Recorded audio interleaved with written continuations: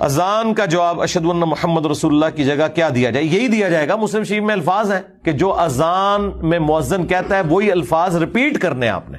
ہاں حی علی الصلاح حی علی الفلاح پہ آپ نے لا حول ولا قوت الا باللہ کہنا ہے. باقی سارے الفاظ ریپیٹ کرنے ہیں. اور مسلم شریف کے الفاظ ہیں اس کے بعد درود شریف پڑھو اور پھر الوسیلہ والی دعا مانگو جو بخاری میں آئی، تو میری شفاعت تمہارے لیے حلال ہو جائے گی. یہ فضیلت ہے.